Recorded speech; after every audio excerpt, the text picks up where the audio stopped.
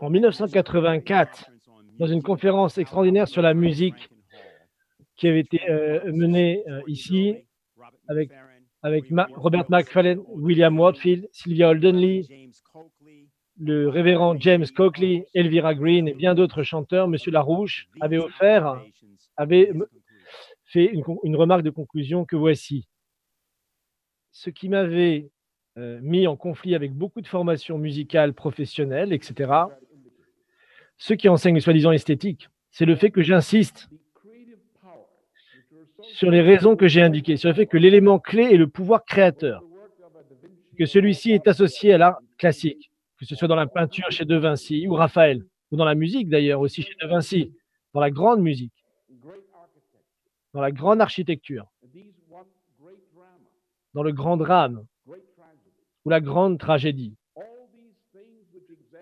Tout cela illustre le principe de créativité et l'exprime, ennoblit l'esprit de celui qui écoute ou qui assiste à cette pièce.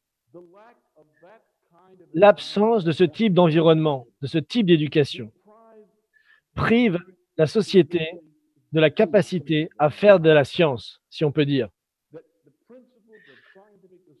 Les principes qui sous-tendent la découverte scientifique ou qui sous-tendent la créativité artistique sont les mêmes.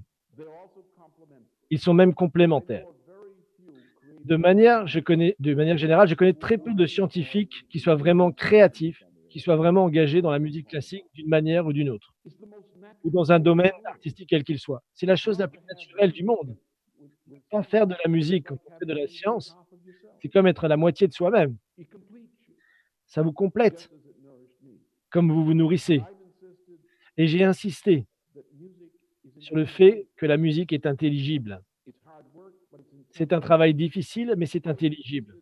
J'ai insisté sur le fait qu'elle est communicable, sur le fait que si on commence avec des enfants et qu'on leur apprend à chanter, si on leur apprend à jouer d'un instrument sur la base de comprendre simplement ou comment chanter de manière belle, si on fait ça, alors on peut rendre la musique compréhensible, de la même manière que la science est compréhensible.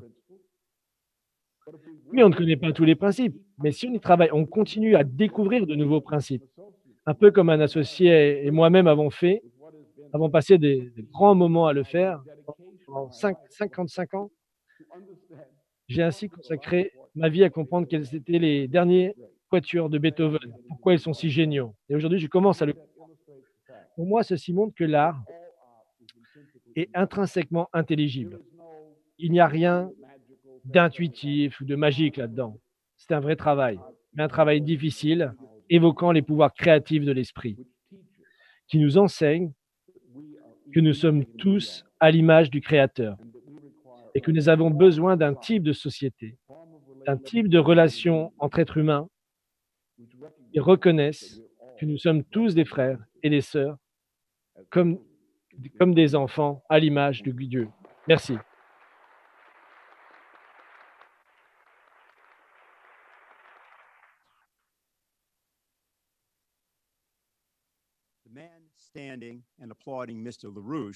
Les gens qui étaient là, c'est William Warfield, qui était un grand baryton basse.